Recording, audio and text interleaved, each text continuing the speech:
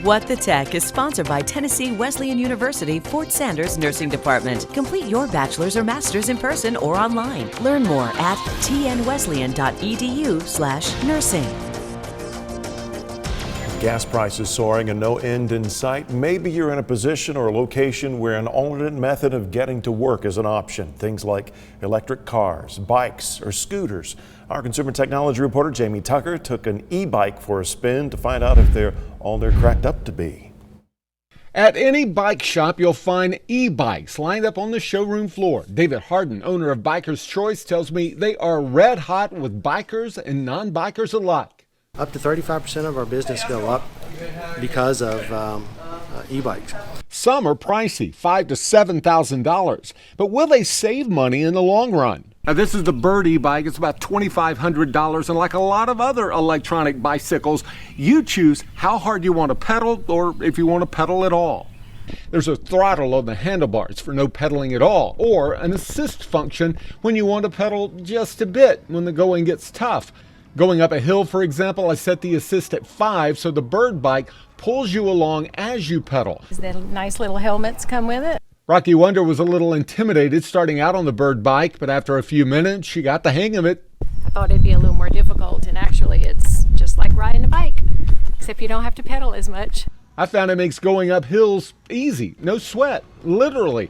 I wouldn't have to change clothes when I got to the office. A 500-watt battery is removable if you need to charge it without taking the bike inside. Top speed with no pedaling is about 20 miles an hour.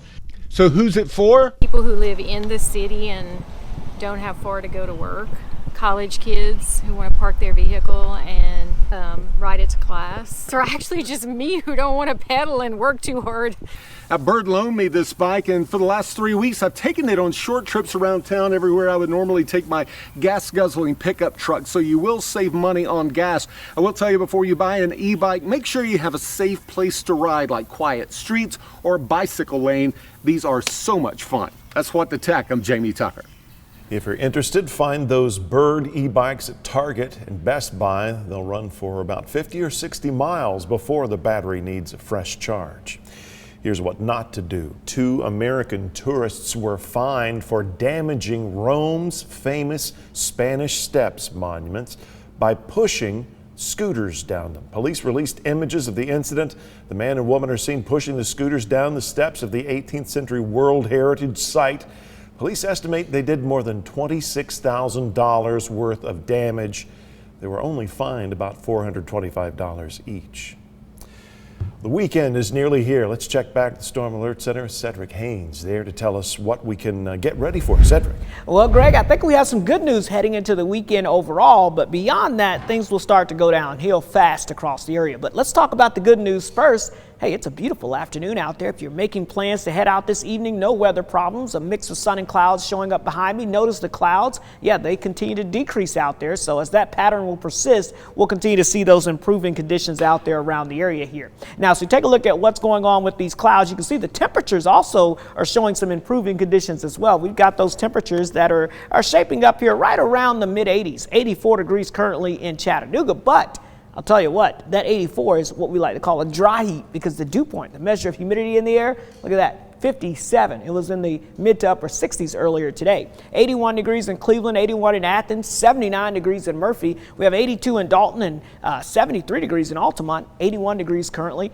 in Fort Payne. Now, so look at the big map. Here it is. You can see the dry air continues to slowly ooze down to the south. Notice it's now dipping into North Georgia, Northeast Alabama. So everyone kind of enjoying the drier, refreshing air, and that will continue. Our friends down towards the I-20 corridor, they're still stuck in that juicy air. That's still that very muggy, uncomfortable atmosphere, but that will slowly continue to shift to the south as the dry air takes over. So if you're making plans on this Thursday evening, you got something you want to do, looking pretty good outside. We'll be going with mostly sunny skies to mostly clear skies with pleasant conditions. We'll fall from the 80s, I think, quickly down into the 70s and eventually down into the 60s as we go throughout the late evening hours. But we don't stop there. I think we have even better weather to wake up to. Tomorrow morning, I know it's a Friday morning, but it's a good morning to wake up a little early, maybe around 6, 7 o'clock in the morning, grab a little coffee, go sit out there on the porch in the rocking chair, looking pretty good. Look at the pleasant weather. Near 60 in Chattanooga and Dalton, but how about 59 in Cleveland, 57 degrees in Dayton, 58 in Athens, 54 in Murphy and Blue Ridge, 58 in Altamont, and 58 degrees in Fort Payne. Now, as we go throughout the rest of your day, temperatures will climb into the low to mid 80s, and I do think most of the day will be dry. So I know you see that rain symbol there, and that stands out to you, but the chance of showers, I think, will not occur until Friday late in the afternoon into the evening hours. So let's say between about 5 and 10 or 11 o'clock in the evening. And even then, I'm not expecting a ton of rainfall from this activity, but just a few scattered showers rolling on through the area. I really don't even think we'll see a lot in the way of thunderstorm activity. So as we look at the humidity going into your Friday and into the weekend, yeah, it drops off into the comfortable range, but I want you to take note to next week. Look at the humidity levels take a big jump up in that very muggy category. And I'll tell you what, it's not just the humidity we're going to be tracking. The jet stream, the river of air above us in the atmosphere here, that's where all the weather systems flow. I call it the weather interstate. Well, that's going to be making its way to the north. There's a big heat ridge that's going to be centered over Texas and Oklahoma. Well, the problem is that's going to expand off to the east, and it's going to push this jet stream way up into Canada. So you know what that means. All that oppressive heat that's building over Texas and Oklahoma begins to shift to the east, and we're going to tap into that as we head into next week. So get ready for maybe our first bona fide heat wave moving our way. High temperatures, we're forecasting about 93 on Monday, 96 on Tuesday, about 95 on Wednesday, but you factor in that big jump in the humidity, and oh my, yeah, this is going to really feel like summer out there. Triple digit feels like temperatures, especially by Tuesday into Wednesday. Make sure you're preparing your mind and preparing your body with hydration, because it's going to be very summer-like around here heading into next week. So let's take a look at your Storm Alert 7-day forecast, because we're talking a few scattered showers Friday evening. It will not be a washout. Overall, Friday should be fairly pleasant. This weekend, it's not bad. Very comfortable. Mid to upper 80s for highs. The humidity levels held in check, but that changes next week. Hot, hazy, and humid weather, the 3 H's. Yeah, they arrive as we go into next week. And get ready, folks. It's going to be a tough time, but maybe some relief as we head towards the end of next week. Notice that I've knocked that high temperature on Thursday. Greg, it's looking like we're going to be seeing those temperatures dropping all the way down to only 91. So maybe a little cooler air by the end of next week. It's a great day to have gone fishing when these casts are helping disabled veterans. I'm Elise Zwick, and coming up at 6, see how this program is helping those who serve.